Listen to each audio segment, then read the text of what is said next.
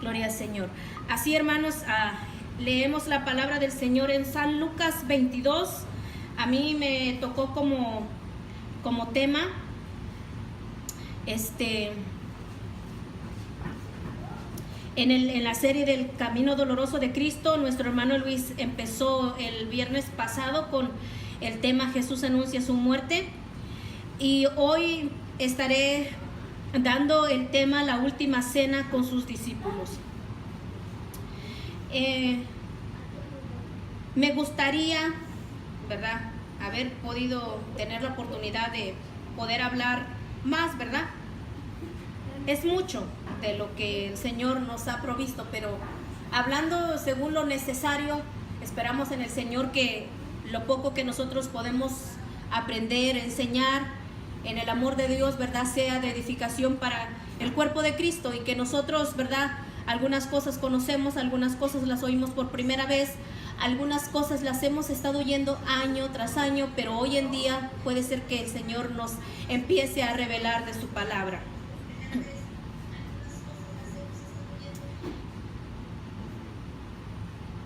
Y en este subtítulo de Lucas 22:7 dice institución de la cena del Señor, para poder leer un poquito acerca de lo que la palabra del Señor nos enseña acerca de la última cena con sus discípulos. Me gustaría introducirlos un poquito acerca de las costumbres de los que tenían antes los hebreos. Nosotros tenemos conocimiento, ¿verdad?, de lo que es la última cena del Señor. Todos hemos oído hablar, algunas veces nos ha tocado estudiar acerca de la cena del Señor, cuando incluso hemos tomado aquí la Santa Cena, ¿verdad? Nos instruye nuestro pastor un poquito acerca de lo que significa la Santa Cena. Pero nosotros lo tomamos hoy en día diferente a conforme fue establecido y como fue la costumbre de lo que se había predestinado para ese día de la liberación del pueblo de Israel de Egipto, por lo cual le pido a los niños que pongan mucha atención. Ellos están muy interesados en este tema. Benjamín, ¿puede traerme mis lentes, por favor? La última cena que Jesús tomó era en conmemoración de la Pascua. Yo siempre había pensado, ¿verdad? A veces nosotros leemos la palabra del Señor y no nos amanece, ¿verdad? Y usted va a decir, ay, hermana, usted siendo, ¿verdad?, usted conociendo de la palabra del Señor, no me diga que apenas me fue revelado, hermano. Pues Dios nos va revelando conforme a su palabra poco a poco, y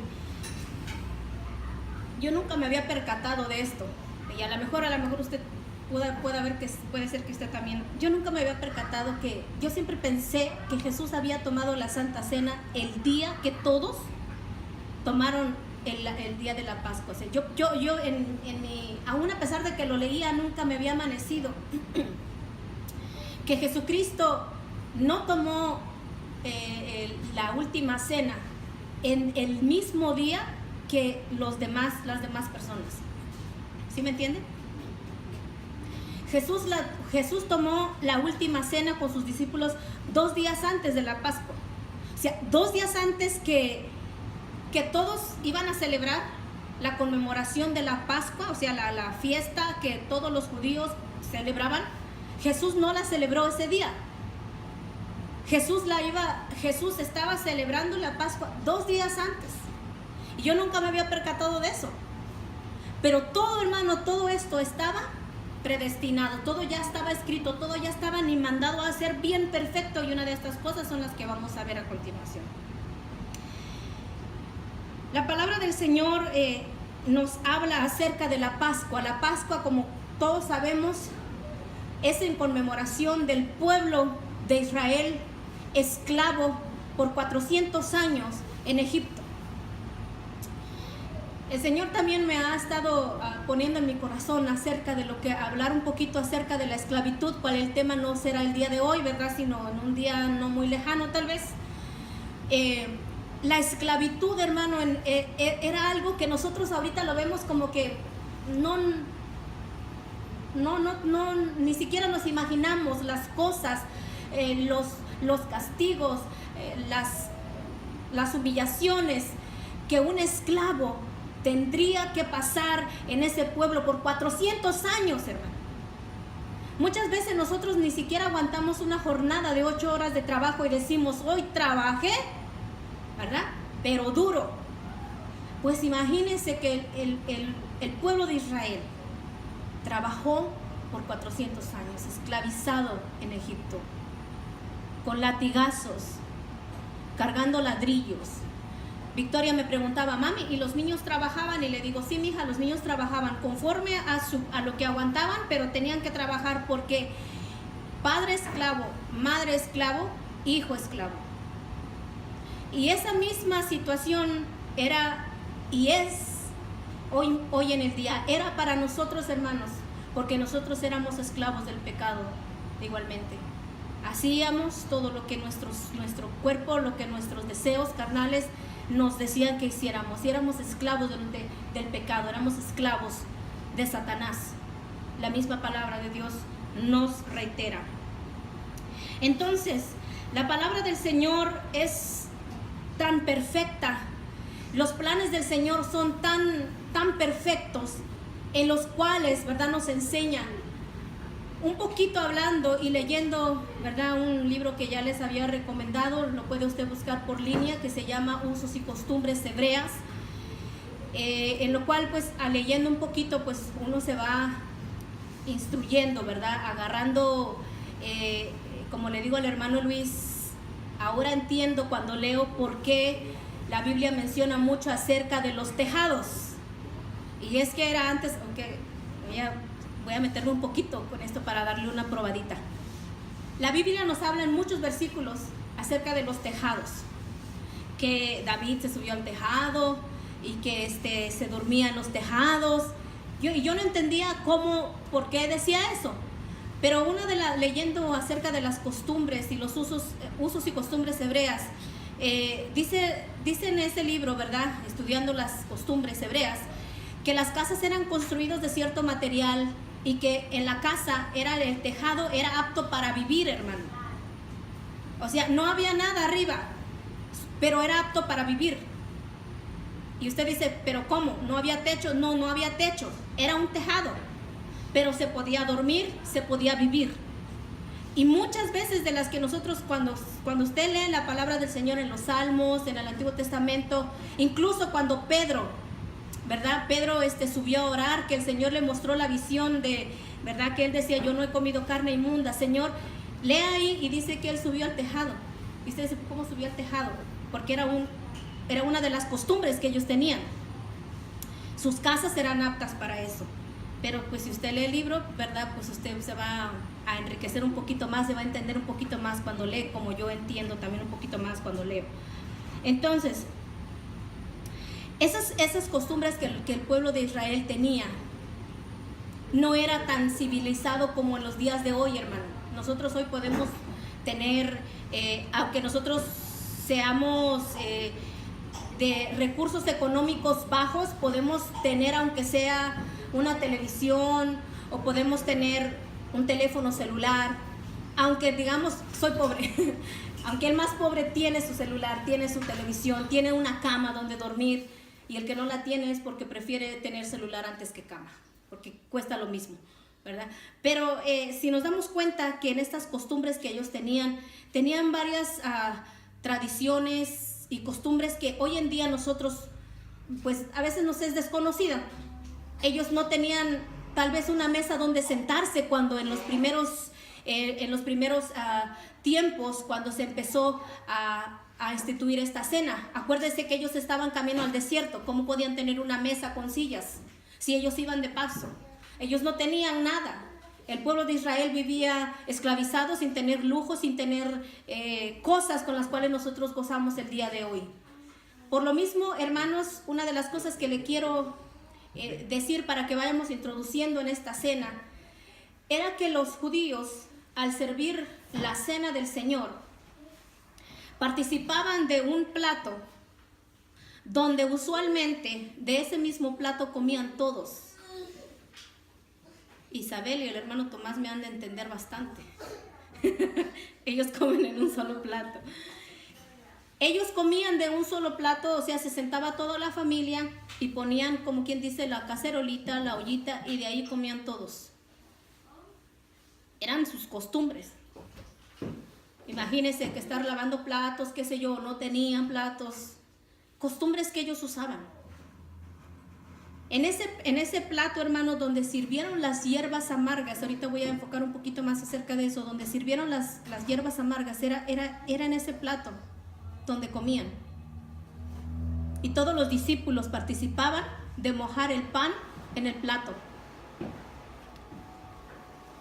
A ver, usted eche un poquito a andar su memoria cuando Jesús le dijo, ¿verdad? Ahorita vamos a leer, tomó la copa y dice, y les dio de beber de la copa que él bebió. O sea, no había esa posibilidad o esa costumbre de que a cada quien le sirvieran su copa.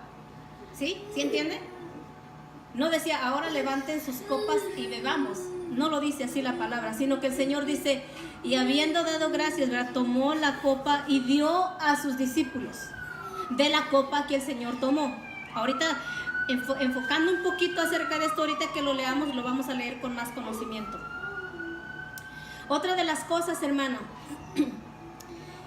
de la cual si nosotros leemos acerca del libro de San Juan, él se dijo de sí mismo, porque en el libro de San Juan está escrito él mismo hablando de sí, que él era el discípulo amado.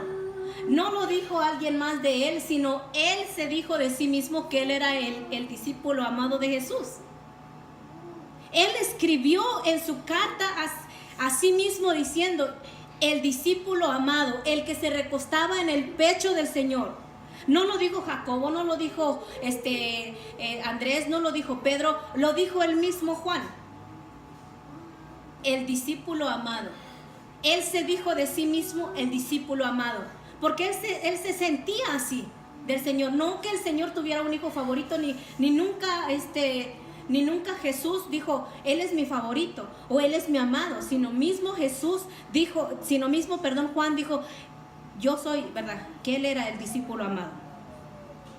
En su carta, él escribe, en el Evangelio, él escribe acerca de cuando Judas Iscariote, él ya había como que ya sospechaba, porque siempre estaba al lado de Jesús.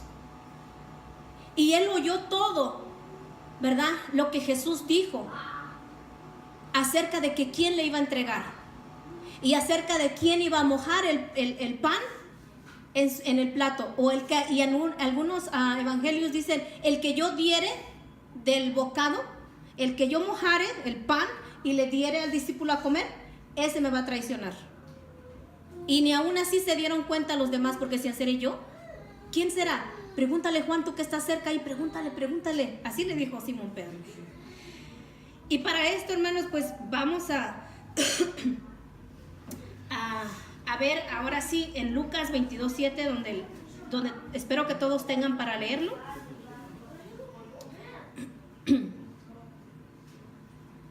¿Ya lo tienen todos?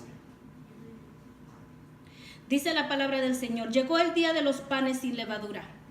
Los panes sin levadura era de la misma fiesta antes de la Pascua, que se tenía que comer panes sin levadura días antes. El Señor había instruido al pueblo de Israel que sacaran toda la levadura de la casa y que no comieran nada leudado, nada esponjado, en el cual era necesario sacrificar el cordero de la Pascua, el cordero que murió como señal, ¿verdad?, del Hijo de Dios, que tendría que morir por cada uno de nosotros. El cordero del cual los israelitas sacrificaron el día que salieron del pueblo de Egipto, sacrificando al cordero y poniendo en el dintel de las puertas la sangre del cordero. Ese cordero tenía que ser comido con reverencia. Entonces, en el cual era necesario sacrificar el cordero de la Pascua. Jesús iba a comer ese cordero, Jesús iba a comer de los panes sin levadura. Y Jesús envió a Pedro y a Juan. diciendo: id y preparad la Pascua para que la comamos. Ellos dijeron: ¿dónde quieres que la preparemos?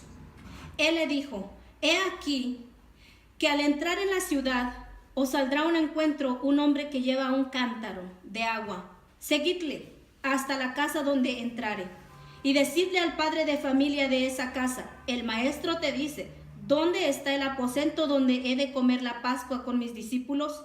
Entonces él os mostrará un gran aposento alto, ya dispuesto, preparad ahí. Fueron pues y hallaron como les había dicho y prepararon la Pascua. Mira, hermano, cosas que a veces uno pasa por alto. Jesús le dijo a Juan, ¿verdad? A Juan y a Pedro: vayan a preparar la cena, van a preparar esta cena, para que celebremos la Pascua. Los discípulos le dijeron: ¿dónde, Señor? Pero ¿cómo Dios, en su infinita plan tan perfecto, ya tenía todo planeado? Jesús le dijo: vayan, y cuando vayan, entren en la ciudad y van a ver a un hombre con un cántaro. Usualmente, hablando de las tradiciones, de los usos, de las costumbres hebreas, judías, no es que era inusual, ¿verdad?, que nadie lo hacía. Lo hacían ciertos hombres, pero ¿por qué decirle hay un hombre que lleva un cántaro? Cualquiera nos podemos confundir, cualquier hombre puede llevar un cántaro, pero era tradición que las mujeres salieran una, dos o hasta 3 veces al día, depende del agua que ellos usaran en su casa, salieran a traer agua en sus cántaros. Usualmente las mujeres eran las que hacían este trabajo en la casa. Al decirle Jesús: ustedes van a encontrar a un hombre con un cántaro, era poco usual que los hombres fueran a traer agua. Probablemente si era un siervo, podría hacerlo, pero usualmente las mujeres hacían este trabajo. Jesús le dijo: ustedes van a ver a un hombre con un cántaro. O sea, es una pista que el Señor les dio. Seguidle. Jesús le dijo: cuando ustedes lleguen a esa casa, o sea, ustedes pregunten al dueño de la casa, no al que llevaba el cántaro, sino al padre de familia. Al padre de familia pregúntele. O sea que Jesús, si nos ponemos a indagar un poquito y a pensar un poquito, Jesús ya había de antemano preparado un lugar donde iban a comer y donde iban a celebrar la Pascua, ¿cierto o no? Jesús ya tenía planeado, Jesús ya se había encargado de eso anteriormente. Jesús ya había planeado dónde iba a comer la Pascua. Los discípulos ni siquiera se habían percatado de esto, pero Jesús ya lo tenía todo planeado. Entonces, dice que ellos ahí en ese aposento iban a celebrar la Pascua.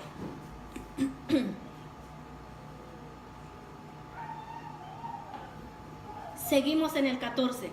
Cuando era la hora, se sentó a la mesa y con él los apóstoles. Y les dijo: cuánto he deseado comer con vosotros esta Pascua antes que padezca. Porque os digo que no la comeré más hasta que se cumpla en el reino de Dios. Y habiendo tomado la copa, dio gracias y dijo: tomad esto y repartidlo entre vosotros. Porque os digo que no beberé más del fruto de la vid hasta que el reino de Dios venga. Ahí, démonos cuenta que ahí tomó la primera copa.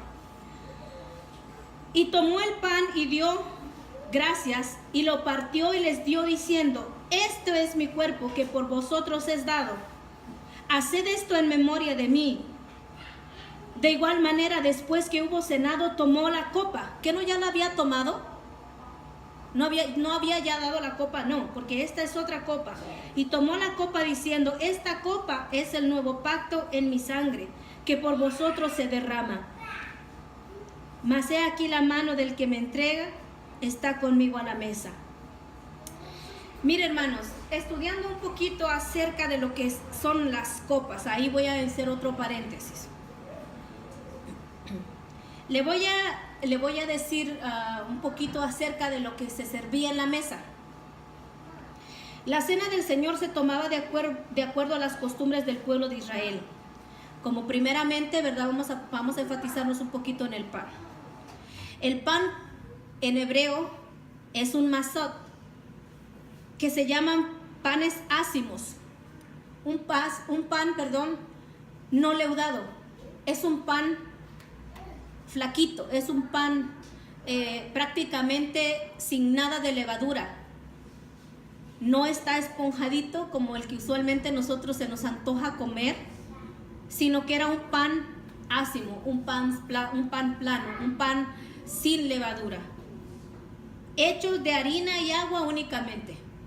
Eso es todo. Así se hacía ese pan. Y ese pan se lo tomaban en memoria, o lo comían en memoria de el sufrimiento con el que los israelitas se alimentaban a su salida apresurada de Egipto. ¿Por qué Dios le dijo al pueblo de Israel que no hicieran pan con levadura? Porque la levadura tarda. La levadura es algo que esponja. Dios quería que el pueblo de Israel entendiera a través de ese pan, como lo dice en 1 Corintios 5:6. Si nosotros vamos allá a 1 Corintios, vamos a leer.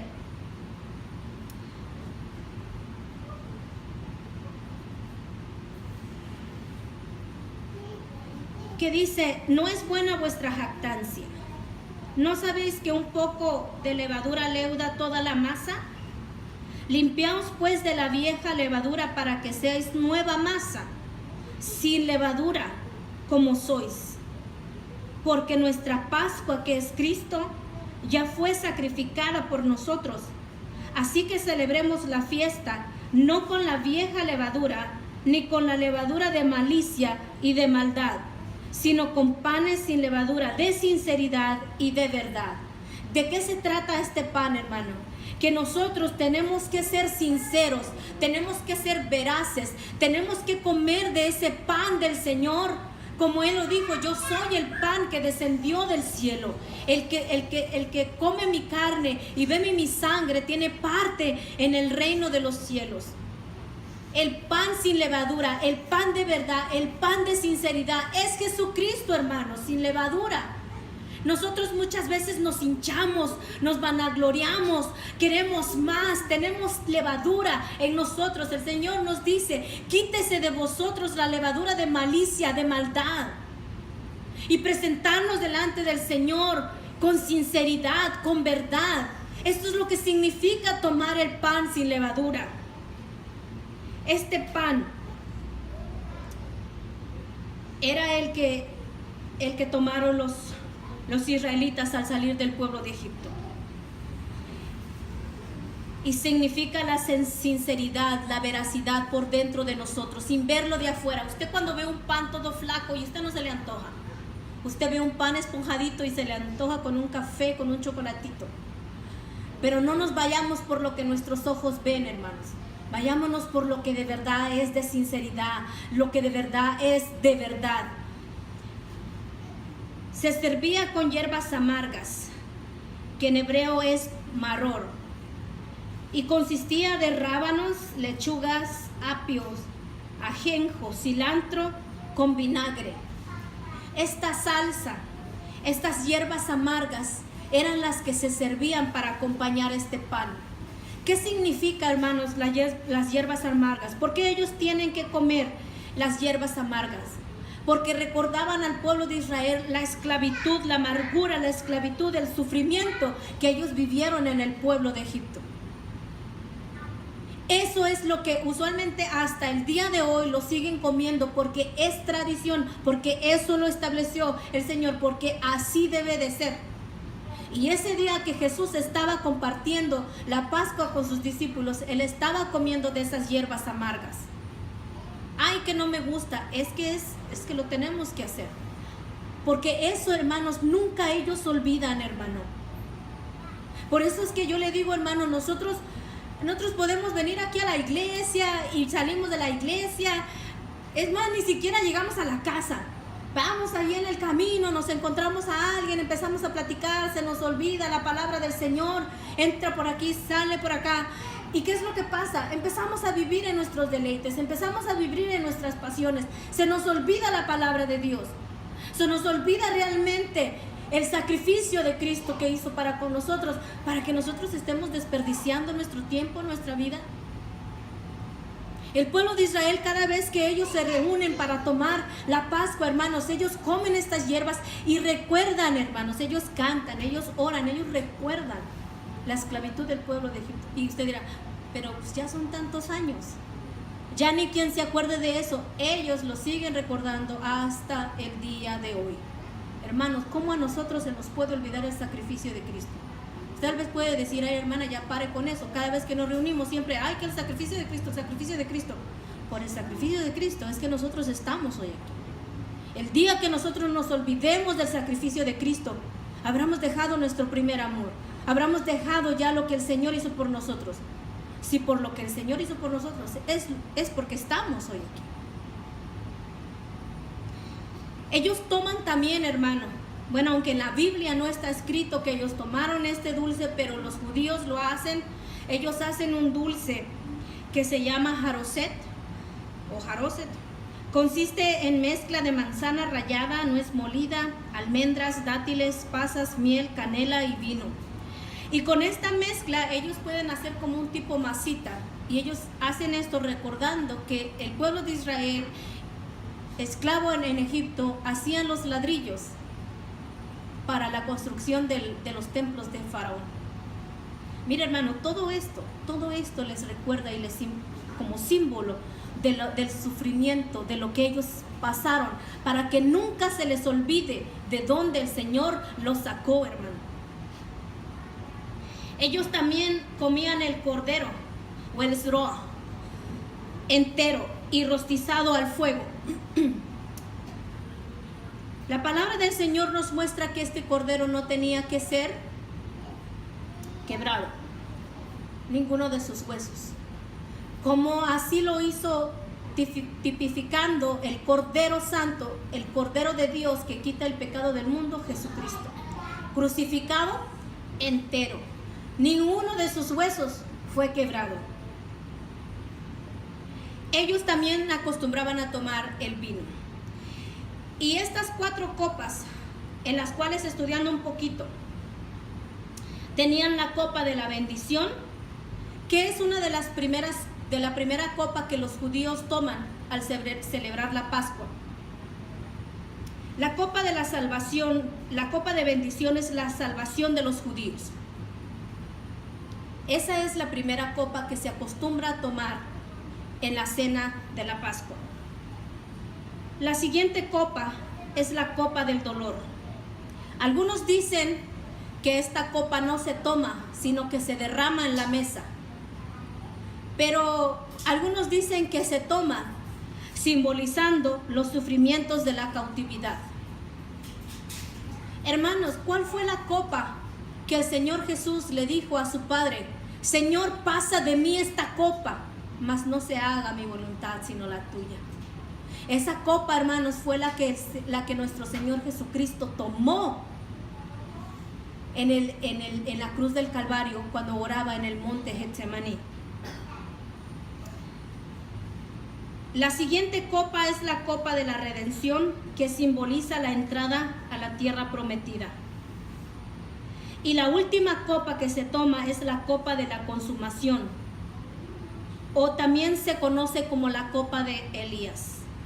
Me recuerdo que mi mamá hace unas semanas, ella estuvo participando en una boda, como ella trabaja con unos judíos, y ella me dice, yo lo único, mija, dice, yo hubiera querido estar ahí, pero no pude. Cuando la novia y el novio se casaron, ellos rompieron una copa, pero yo no sé por qué la rompieron, pues son tradiciones judías que ellos llevan. Pues no sé si le vaya a aclarar un poquito la duda a mi mamá por qué se quebró esa copa. Pero la copa de la consumación era una de las copas que los novios en un día de matrimonio, cuando se casaban, hacían una jupá. Una jupá era símbolo de lo que iba a ser su casa, hecha de 4 postes con telas, y ahí ellos se casaban, ahí era bendecida su unión. Una vez tomaban esa copa, hermano. Tomaban una copa, porque ellos también van tomando las copas en la ceremonia de las bodas de judíos, van tomando las copas. Entonces, una de las copas que ellos toman, ¿verdad? Es la copa de la consumación. Pero esa copa se toma, hermano, una vez estando ahí en la ceremonia, los novios son separados un tiempo y ellos consuman su matrimonio. Y usted dice, pero ¿cómo eso no es la noche de bodas? Tal vez en nuestras costumbres, pero en las costumbres judías, en la boda, ellos tienen que ir a consumar su matrimonio, salir de su casa y estar otra vez en la ceremonia y tomar juntos esa copa que se llama la copa de la consumación. Y yo pienso que esa es la copa que ellos quiebran, mamá. Tal vez, no, yo no sé, ¿verdad? Pero son costumbres que ellos tienen. ¿Por qué? Porque lo que una vez que se ha consumado ya no vuelve a pasar nunca más. Que se comprometen ellos siendo. Lo único que nosotros como matrimonio tenemos para comprometernos es este anillo. Muchas veces nos recordamos, decimos, ay, mi anillo, ¿dónde está?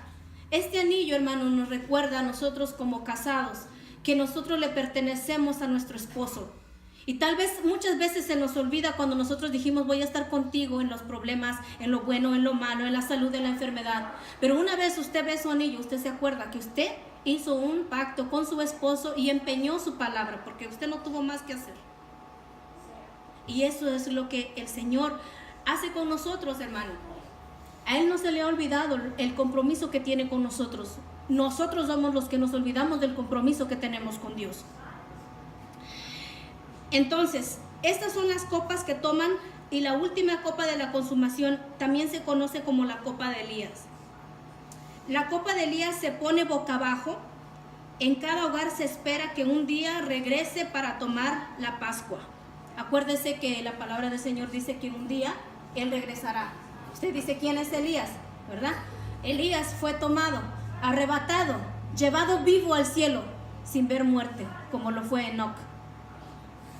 Entonces, hermano, nosotros vemos que todas estas cosas tienen su simbología en el pueblo de Israel.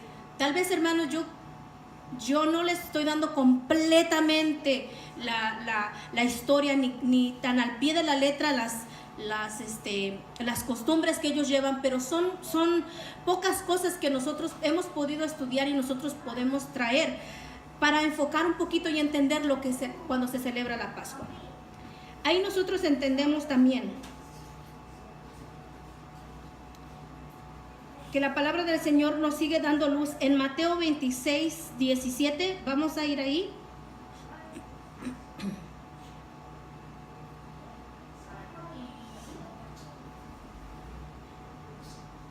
Por eso le digo, hermanos, que esto no se acaba hoy. Bueno, a mí porque me toca este tema, lleva mucho que aprender. Es mucho que aprender. Pero la palabra del Señor nos da un poquito más de conocimiento. En Mateo 26, 17 dice, el primer día de la fiesta de los panes sin levadura, vinieron los discípulos a Jesús diciéndole, ¿dónde quieres que preparemos para que comas la Pascua? Y él le dijo, ir a la ciudad, a cierto hombre, decirle, el maestro dice, mi tiempo está cerca, en tu casa celebraré la Pascua con mis discípulos. Y los discípulos hicieron como Jesús les mandó y prepararon la Pascua. Cuando llegó la noche se sentó a la mesa con los 12 y mientras comían dijo, de cierto os digo que uno de vosotros me va a entregar. Y entristecidos en gran manera comenzó cada uno de ellos a decirle, ¿soy yo, Señor? Entonces él respondiendo les dijo, el que mete la mano conmigo en el plato, ese me va a entregar. A la verdad el Hijo del Hombre va según está escrito de él.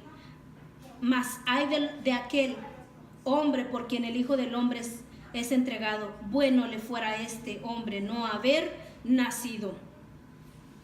¿Qué es lo que nos dice aquí, hermanos? Acerca de Judas. Entonces, en el 23, entonces él respondió y dijo, el que mete la mano conmigo en el plato, este me va a entregar. ¿Cómo le decía, hermanos, que comían? Porque muchas veces nosotros, usualmente nosotros tenemos la tradición que cada quien tiene su plato de comida. Y solamente cuando somos esposos y nos sentamos al lado, mi esposo me toca muchas maneras de que cuando ya tiene el último pedacito de tortilla, va y mete su mano y agarra de mi comida para terminar su tortilla. Usualmente luego me hace eso. Pero en esta costumbre que ellos tienen, es que todos comían del plato, como lo indica aquí, hermano.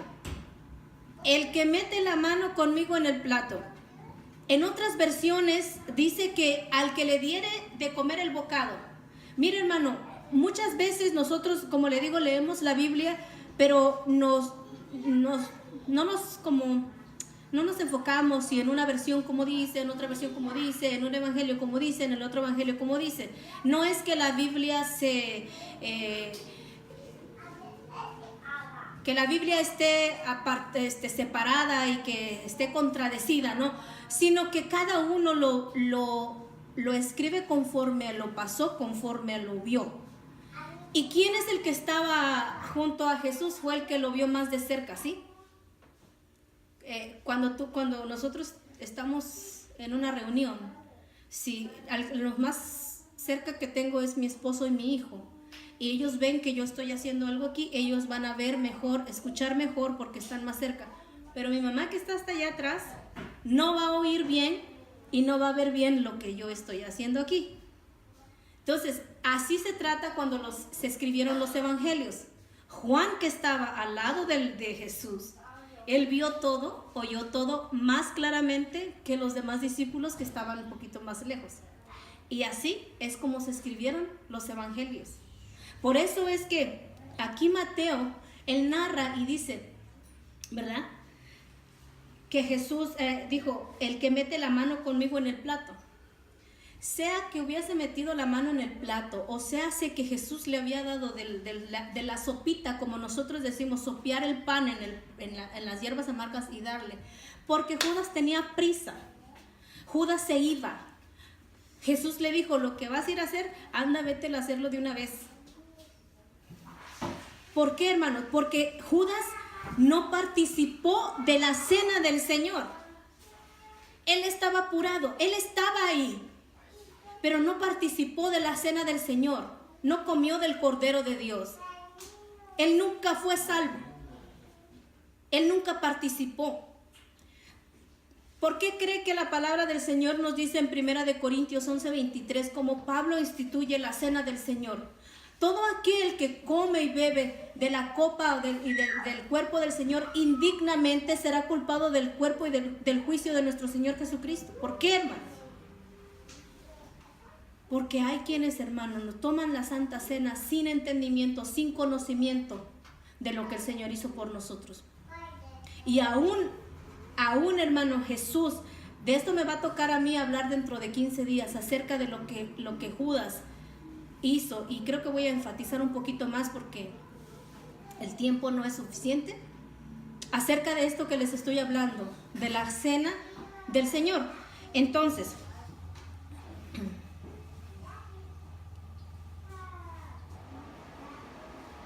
vamos a ir a ver el pasaje de Marcos 14.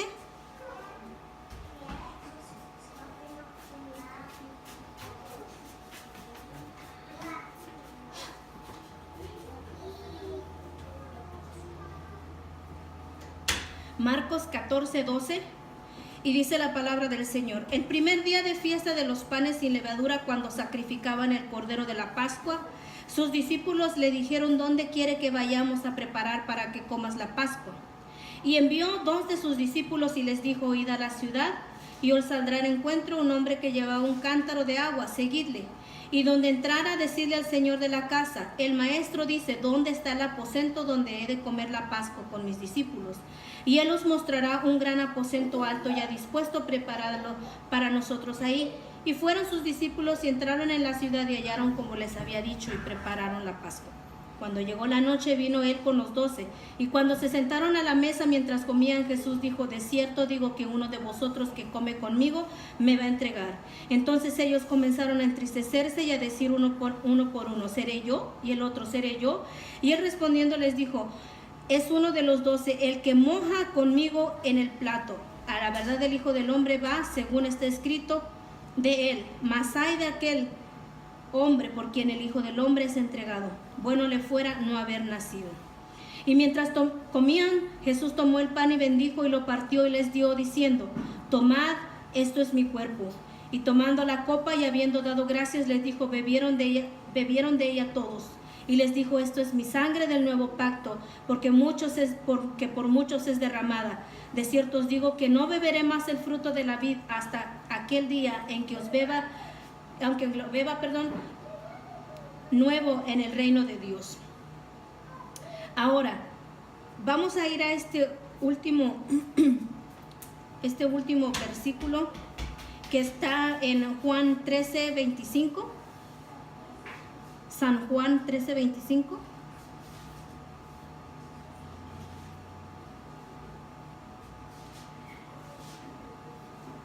Mire lo que Juan dice de sí mismo, ¿no? Entonces, recostado cerca del pecho de Jesús, le dijo: Señor, ¿quién eres? Respondió Jesús: voy a empezar a leer desde el 21. Habiendo dicho Jesús esto, se conmovió en espíritu y declaró y dijo: de cierto os digo que uno de vosotros me va a entregar. Entonces los discípulos se miraban unos a otros, dudando de quién hablaba.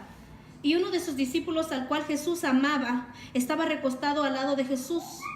A este pues hizo señas Simón Pedro, para que preguntase quién era de quién hablaba. Yo me imagino que Juan estaba aquí al ladito de Jesús y que Pedro le decía: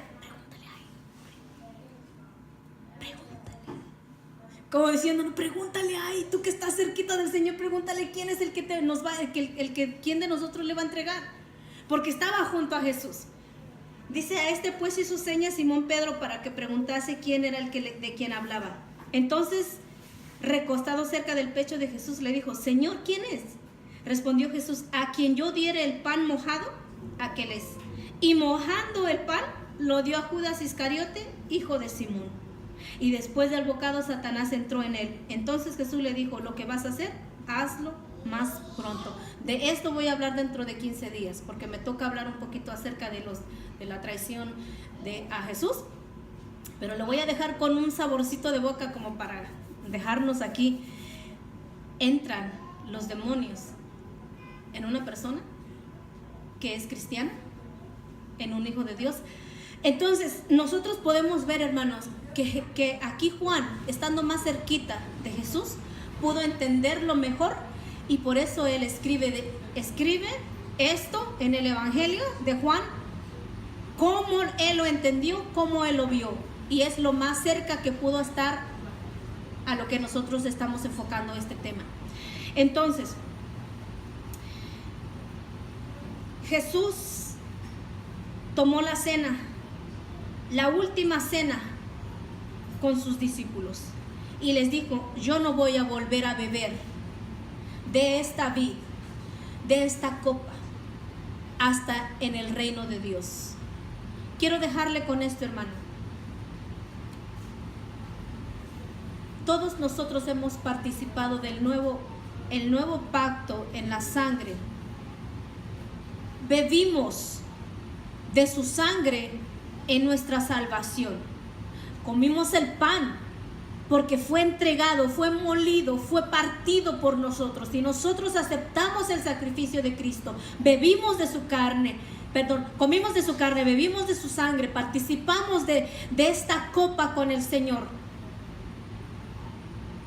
Mira, hermano, aún nosotros sabemos que si estamos en Cristo, nuevas criaturas somos, y no hay condenación para los que están en Cristo Jesús.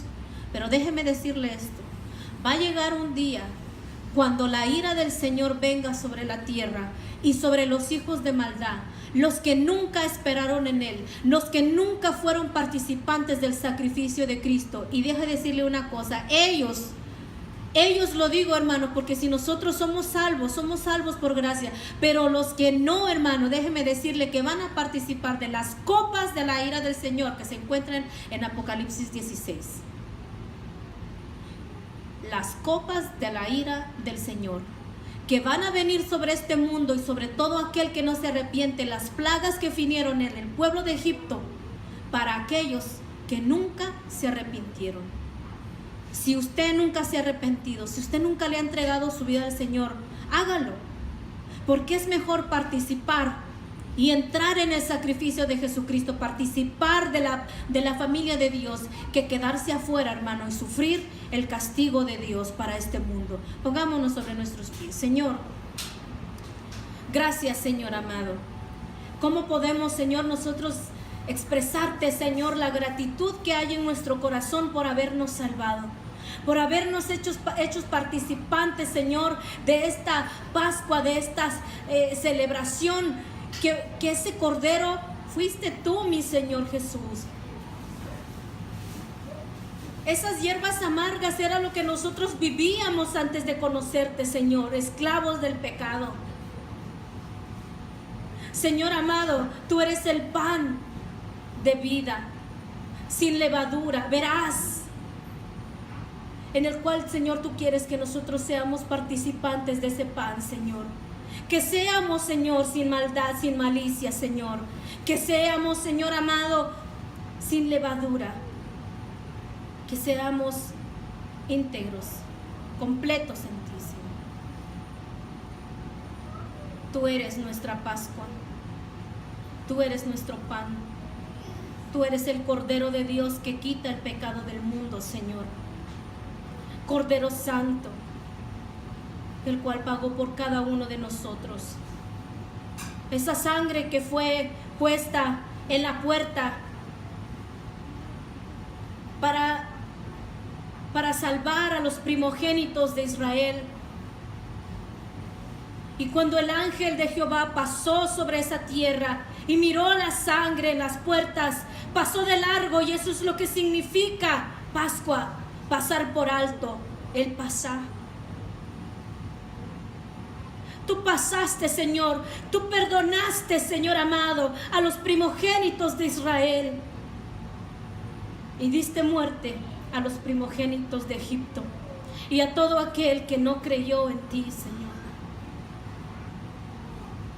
Ahora nosotros, Señor amado, por haber creído en el unigénito Hijo de Dios, que dio su vida por cada uno de nosotros, es que hoy participamos de esa salvación tan grande, Señor. Y no queremos olvidarnos nunca, Señor amado, de ese sacrificio que hizo Jesucristo. Ni hoy, ni nunca, Señor. No porque se acerque Semana Santa, no porque vivamos tiempos, Señor amado, donde todo el mundo se acuerda que hubo un Jesús que murió. Nosotros tenemos que recordarlo todos los días de nuestra vida, que Jesucristo es el Cordero de Dios, que Jesucristo es el Hijo de Dios que vino a pagar por nuestros pecados, y que hoy no somos esclavos del mundo, somos esclavos por amor para el Señor, para nuestro Dios. Gracias por haber perdonado nuestros pecados. Gracias por haber pasado por alto, Señor amado. Y no es que lo hayas pasado por alto, sino que aún mismo tú lo viste, nuestra condición, y las perdonaste, nuestras iniquidades, nuestras maldades.